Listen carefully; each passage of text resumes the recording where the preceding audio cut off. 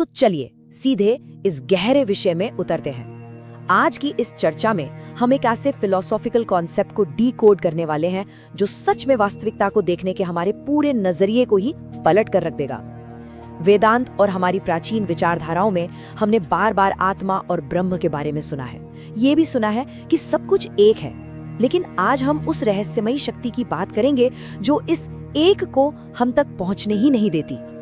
अब यहीं पर इंसानी जीवन का सबसे बड़ा विरोधाभास यानी पैराडॉक्स सामने आता है। जरा सोचिए, अगर प्राचीन ग्रंथ डंके की चोट पर कहते हैं कि अंततः सब कुछ एक ही है, पूरा ब्रह्मांड आपस में जुड़ा हुआ है, तो फिर हमारा इंसानी अनुभव इतना अलग थलग क्यों महसूस होता है? हम बाकी दुनिया से खुद को कटा हुआ क्यों मानते हैं? हम दुखी क्यों होते हैं? हमें हर वक्त डर क्यों लगा रहता है? अगर सत्य इतना ही स्पष्ट है तो आखिर हम उसे देख क्यों नहीं पाते? और बस यही एंट्री होती है उस छिपे हुए कारण की जो इस पूरी पहेली के पीछे काम कर रहा है, माया।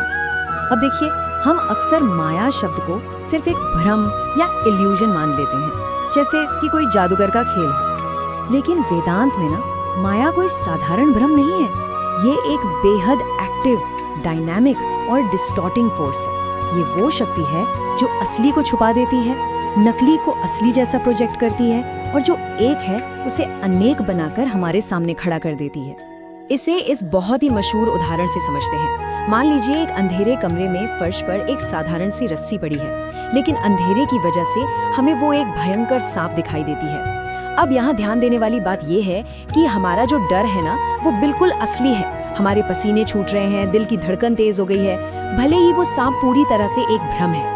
यहाँ सत्य यानी रस्सी छुप गई और भ्रम यानी सांप हावी हो गया। ये बिल्कुल ऐसा है जैसे हमारी प्राचीन पौराणिक कथाओं को किसी 3D सिनेमैटिक एनिमेशन में हमारे दिमाग के अंदर ही प्ले कर दिया गया हो, जहाँ दृश्य इतने असली और जीवंत लगते हैं कि हम पूरी तरह भूल ही जाते हैं कि हम सिर्फ एक भ्रम देख रहे हैं। तो आइए देखते हैं कि दिमाग का ये पूरा खेल काम कैसे करता है। ये मुख्य रूप से 2 स्टेप्स में होता है। पहला है आवरण यानी कवरिंग पावर। ये शक्ति हमारे असली सत्य को, हमारी असली पहचान को पूरी तरह ढक देती है। और फिर आता है दूसरा स्टेप, विक्षेप यानी प्रोजेक्शन पावर। ये शक्ति उस ढकी हुई जगह पर एक बिल्कुल नया और झूठा चित्र प्रोजेक्ट कर देती है। यानी पहले सच पर पर्दा डालो और फिर उस पर झूठ के एक 3D लेयर चढ़ा दो। अगर इसे आज के मॉडर्न दौर में समझना हो तो सोशल मीडिया से बेहतर कोई उदाहरण नहीं है। जब हम इंस्टाग्राम स्क्रॉल करते हैं तो दूसरों की जिंदगी बिल्कुल परफेक्ट लगती है ना?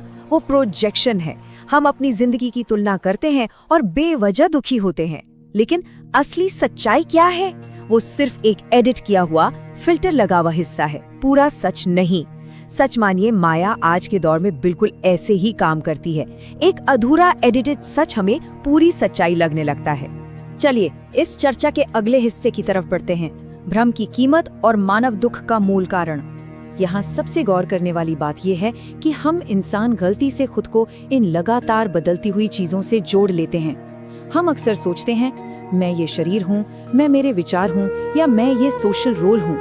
लेकिन जरा सोचिए, ये सभी चीजें तो लगातार बदल रही हैं। शरीर हर पल बदल रहा है, विचार तो बस आते जाते रहते हैं और भावनाएं कभी टिकती ही नहीं। तो फिर जो चीज खुद इतनी अस्थिर है, वो हमारी सच्ची और परमानेंट पहचान कैसे हो सकती है? हमें यहाँ एक पल रुककर इस एहसास की गहराई को महसूस करना चाहिए। जब हम छोटे बच्चे थे तो हमारा शरीर बिल्कुल अलग था, सोचने का तरीका अलग था।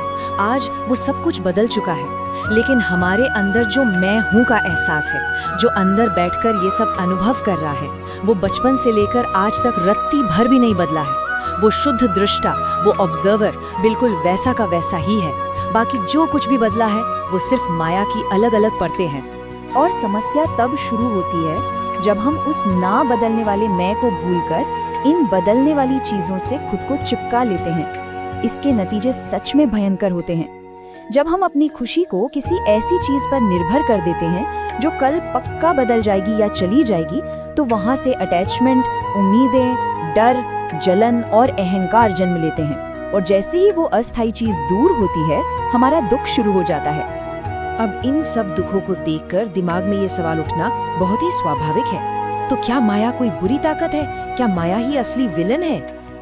इसका जवाब आपको चौंका सकता है। नहीं, माया बिल्कुल बुरी नहीं है। ये तो बस एक स्ट्रक्चर है, एक व्यवस्था है। सच तो ये है कि अगर माया न हो तो ये दुनिया चल ही नहीं सकती। इस अनेकता के बिना कोई अनुभव संभव ही नहीं है। समस्या माया में नहीं है, समस्या तब खड़ी होती है जब हम इस स्ट्रक्चर को ही अंतिम सत्य मान बैठते हैं। इस बात को हम एक मूवी थिएटर के अनुभव से बहुत अच्छे से रिलेट कर सकते हैं। जब हम कोई फिल्म देख रहे होते हैं तो हमें पता होता है कि स्क्रीन पर जो चल रहा है वो असली नहीं है, फिर भी हम उसे खूब एंजॉय करते हैं। लेकिन दुख तब शुरू होता है जब हम ये भूल जाते हैं कि हम सिर्फ एक प्रोजेक्शन देख रहे हैं और हम उस ड्रामा में इमोशनली पूरी तरह से उलझ जाते हैं। हमारा ये अस्तित्व भी बस एक ऐसी ही फिल्म है। तो चलिए अब इस चर्चा के सबसे अहम हिस्से पर आते हैं, नजरिया बदलना और इस भ्रम से बाहर कैसे निकले। ये एक बहुत ही सिंपल लेकिन बेहद पावरफुल माइंडफुलनेस प्रैक्टिस है। जब भी हमारे अंदर कोई बहुत तेज भावना, डर या गुस्सा आए तो हमें बस ये 3 स्टेप्स करने हैं। रुकें, उस भावना को बस ऑब्जर्व करें और फिर खुद से एक सीधा सवाल करें, ये सब मेरे अंदर हो रहा है, लेकिन क्या मैं यही हूँ? बस ये छोटी सी प्रैक्टिस हमारे और हमारे विचारों के बीच एक स्पेस बना देगी और धीरे धीरे सब कुछ क्लियर होने लगेगा। यहाँ एक बहुत ही कमाल का कोट है, माया सच को नहीं बदलती, ये बस हमारी देखने की दृष्टि बदल देती है। इसे थोड़ा गहराई से समझिए। ये इस बात पर जोर देता है कि हमें दुनिया को बदलने की कोई जरूरत नहीं है। दुनिया जैसी है वैसी ही बेहतरीन है। हमें सिर्फ उस चश्मे को, उस नजरिए को बदलना है जिससे हम इस दुनिया को देख रहे हैं।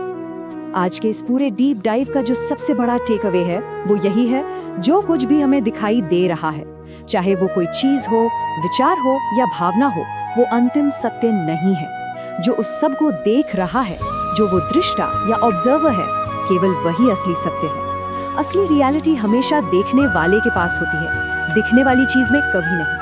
लेकिन अब हम इस चर्चा के अंत में एक बहुत ही गहरे और सोचने पर मजबूर कर देने वाले सवाल के साथ रुकते हैं। अगर ये पूरी दुनिया, ये सारी अनेकता सिर्फ माया का एक खेल है और हम सब एक बड़े से भ्रम में जी रहे हैं, तो फिर हमारे द्वारा किए गए कर्मों का क्या मतलब है? इस महाभ्रम के भीतर हमारे अच्छे या बुरे एक्शंस कैसे काम करते हैं? क्या हम वाकई अपने कर्मों से जीवन को बदल सकते हैं? ये एक ऐसा सवाल है जो हमें अगले बड़े विषय के दरवाजे पर लाकर खड़ा कर देता है, क्योंकि सच और भ्रम के बीच का ये रोमांचक सफर अभी खत्म नहीं हुआ है।